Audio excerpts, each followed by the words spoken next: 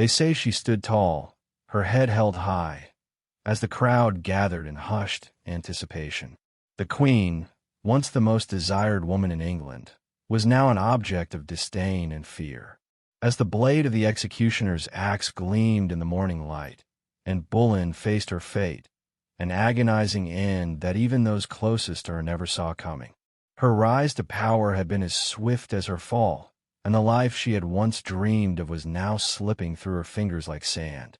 Queen and Boleyn, beloved by some, reviled by others, was about to be executed. But what had led this once mighty queen to the cold stone of the scaffold? To understand her tragic end, we must first trace her steps back to the very heart of the English court, a world where love, betrayal, and ambition collided in a deadly game.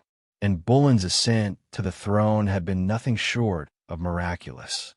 Born to a noble family, her early life had been marked by ambition and promise, but it was her beauty and charm that would ultimately catch the eye of King Henry VIII. She was a woman of remarkable intellect and wit, and her influence over the king grew steadily as she captured his heart. The King of England, once happily married to Catherine of Aragon, was so enraptured by, and that he would stop at nothing to make her his queen. And so, Boleyn, the daughter of a noble family, became Queen of England. It was a triumph for her, one that set her apart in the male-dominated world of Tudor politics. She was a symbol of power, a woman who had defied tradition and taken the throne in the most unconventional of ways. But that very ascent would come a price. The marriage between Anne and Henry was tempestuous. Their passionate love affair, which had been the cause of much scandal, quickly soured. The king, who had once fought to secure a place beside him, grew increasingly disillusioned with Anne.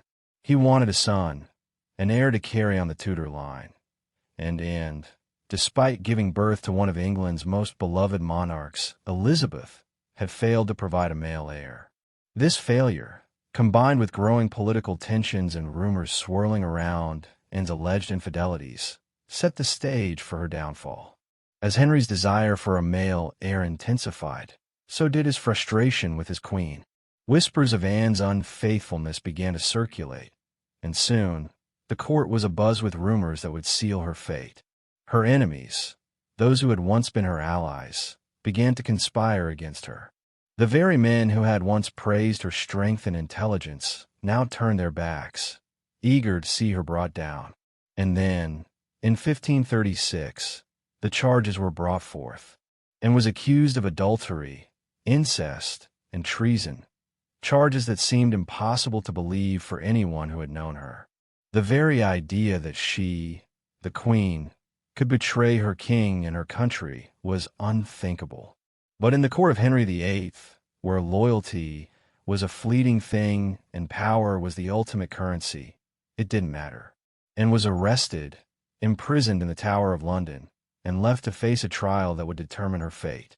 In the cold stone chambers of the Tower, Anne's world crumbled around her. Her once promising future had been reduced to a nightmare. As the trial unfolded, the evidence against her was flimsy at best, yet the outcome had already been decided. Anne was convicted of treason and sentenced to death. Her supporters were silenced, her allies betrayed her, and even her own life seemed to slip from her grasp as she stood at the mercy of a king who no longer loved her. And so, in May of 1536, Anne Boleyn, the once great Queen of England, was led to the scaffold. The crowds had gathered, the streets were filled with murmurs of disbelief, and the tension in the air was palpable. The woman who had once ruled beside a king now stood alone, her life reduced to nothing but a spectacle. The executioner's axe, gleaming in the light of a cloudy spring morning, was ready. As Anne approached the scaffold, her composure was remarkable. She showed no sign of fear or hesitation, and it was said that she addressed the crowd with grace, even offering a final prayer for the king and her daughter. Some who watched would later say that there was a calmness in her eyes, a knowing, almost resigned look that belied the turmoil within. The execution was swift, and the queen who had once captivated an entire nation was gone. Her head, severed in one clean stroke, was held up before the crowd, proof of the tragic end to a once great reign. But Anne's death did not mark the end of her story. Her execution would go down in history as one of the most shocking moments in English history, a testament to the fragile nature of power and the dangers of ambition. Her daughter, Elizabeth, would eventually rise to the throne and become one of the greatest monarchs England had ever known. Yet the shadow of Anne Boleyn's tragic fall would forever haunt the Tudor dynasty. In the years that followed, the story of Anne's execution would evolve into a legend, one of betrayal, ambition, and the high cost of power. Her name would become synonymous with tragedy, her legacy forever intertwined with the ruthless politics of the Tudor court. In the aftermath of Anne Boleyn's execution, the court of Henry VIII did not stand still. The shockwave of her death reverberated throughout England, and yet life at court resumed its relentless pace. Henry, now free from the ties that bound him to his second wife, turned quickly to another prospect for marriage, Jane Seymour. She was the antithesis of Anne Boleyn, quiet, submissive, and, most importantly, capable of bearing the male heir Henry so desperately desired. But while the king's attention shifted to his new wife, the stain of Anne's death remained.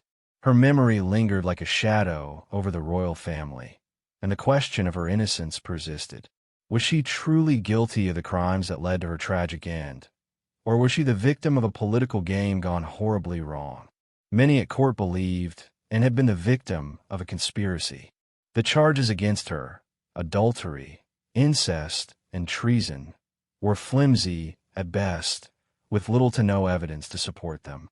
Yet they were enough to seal her fate. Some whispered that Anne had been framed by her enemies, who sought to remove her from power and return the king's favor to those who had lost out during her rise. Others claimed that her execution was a calculated move by Henry himself, eager to rid himself of a wife who had failed him.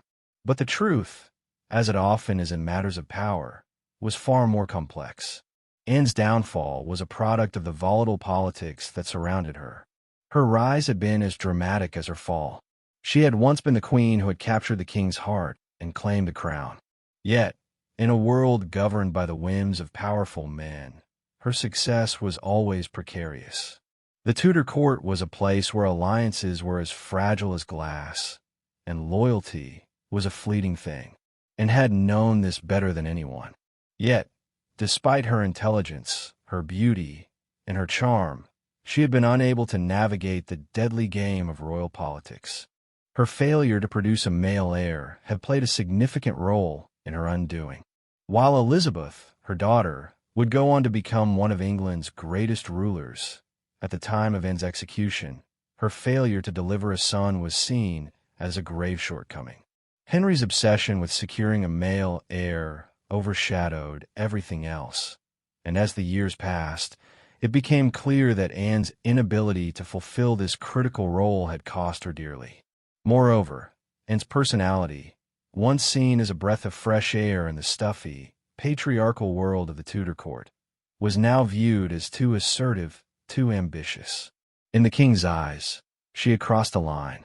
She had, in some ways, become too powerful for her own good. Her political alliances, her influence at court, and her refusal to bow to the pressures of the establishment made her an increasingly polarizing figure. Anne's downfall, therefore, was not just the result of her failure to produce a male heir, but of the very traits that had once made her so captivating. But it was not just her political enemies who conspired against her. Henry himself played a key role in her demise. Despite his earlier infatuation with her, the king was known to be a volatile and unpredictable ruler. His emotions, often driven by the need to secure his dynasty, had no room for mercy when it came to Anne. Once his affection for her waned, he turned swiftly against her. What had begun as a love story, a tale of a king and his mistress defying the Catholic Church and the Pope to marry, had ended in one of the most brutal and shocking political executions in English history. And Boleyn, once the queen who had held England in her grip, was now a tragic symbol of the price of ambition and the price of love in a ruthless world. As for the people of England, Anne's death did not immediately bring peace. While her enemies celebrated her fall, others mourned her loss. Some believed she had been unjustly condemned, a martyr for the cause of royal intrigue. Her supporters mourned her, and for many, her death would leave a void that could never be filled. In the years to come, the legend of Anne Boleyn would only grow. She would become a symbol of tragic love, ambition, and betrayal. The countless books, films, and works of art inspired by her life and death serve as a testament to her enduring legacy. Her daughter, Elizabeth, would rise to become one of the most powerful monarchs in history, but the shadow of Anne's execution would forever linger in the corridors of power. Her tragic story remains one of the most haunting chapters in English history. The woman who had once held the crown in her hands, who had captivated the heart of a king, had become a martyr for a cause that was never fully understood. And Boleyn's execution was not just the death of a queen.